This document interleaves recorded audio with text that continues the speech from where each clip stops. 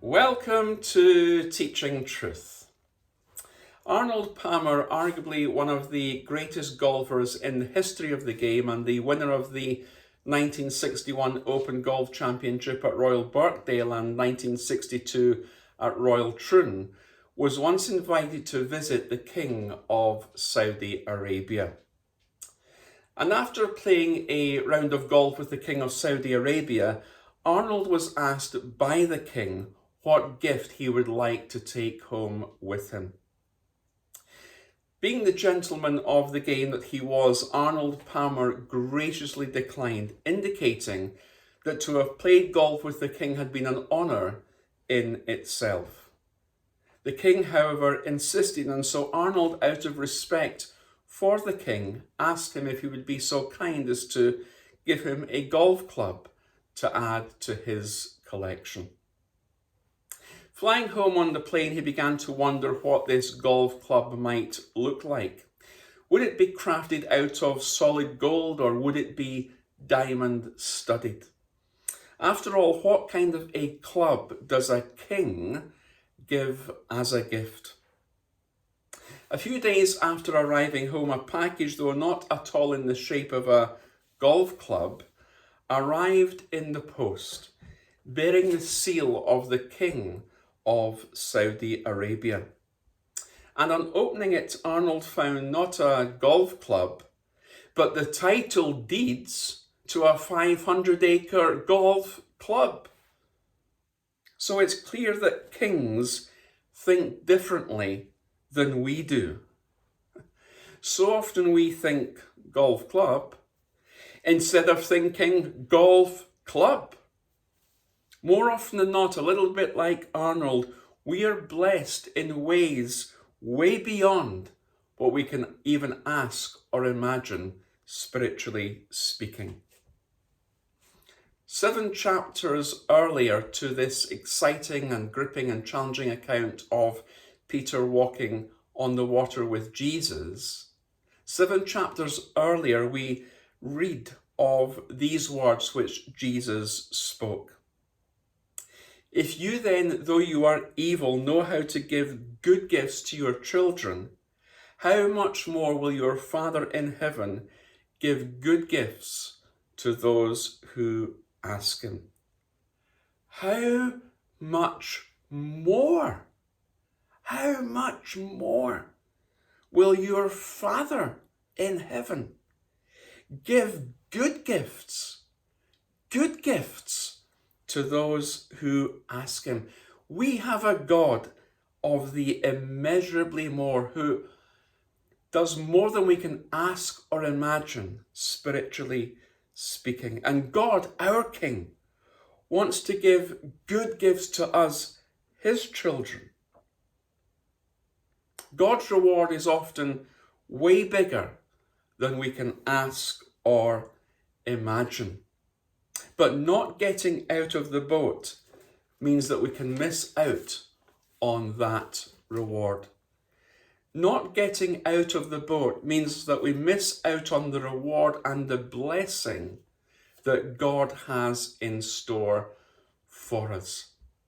Not getting out of the boat meant that the 11 disciples who remained in the boat missed out on the blessing and the reward which Peter experienced.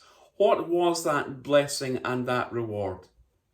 Well, that blessing and that reward was Peter being able to walk hand in hand with Jesus on the water back to the boat. A moment of exhilaration and adventure he could never have had imagined. A moment of adventure and exhilaration the 11 other disciples never experienced. Not getting out of the boat meant that they missed out on the reward that God had for Peter. Reverend Dr. Alan Redpath of Keswick Convention fame and a great Bible teacher of yesteryear, in his book Victorious Christian Service, once wrote this: "You can never be used by God to bring blessing until he opens your eyes to see things as they really are." You can never be used by God to bring blessing until he opens your eyes to see things as they really are.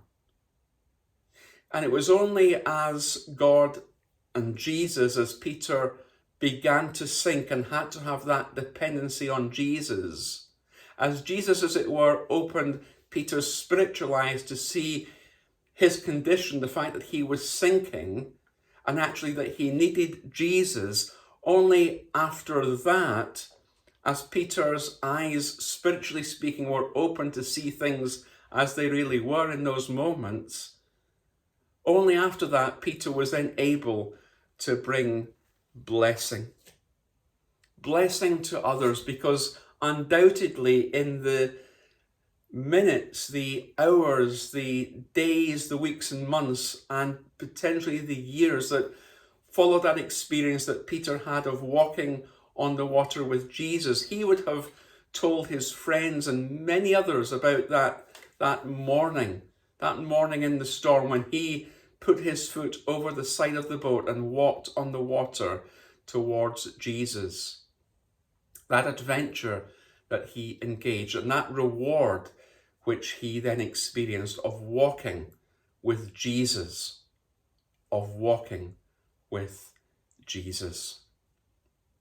What is the reward and the blessing that you are looking forward to? For me, it's quite simple, really. I'm quite a simple person. For me, it's just simply to hear those words when I pop my clogs and move to glory. It's to hear those words, "Well done, good and faithful servant." The commendation of all commendations, to be good and to be faithful in what God has given us to do. And we will only receive, as it were, that commendation if we step out of the boat that we are in. If we are good and faithful in responding to what God is challenging us to do. That commendation is not for those who remain in the boat. We have to step out of the boat. We have to take that step, yes, into the unknown, but into that place where Jesus is and where Jesus wants to give us the blessing. And it's been my experience, particularly in recent years, that when we've stepped out, when we've gone for it, when we've adopted the Nike principle of just doing it, that in those moments, in those times, in those seasons, God blesses spiritually in ways way beyond that which we can even ask or imagine. We miss out on God's reward and blessing if we deliberately choose to stay in the boat. So friends, what's it going to be? As I challenge myself, I also challenge you. Are we going to remain in the boat and miss out on all the adventure that God has for us?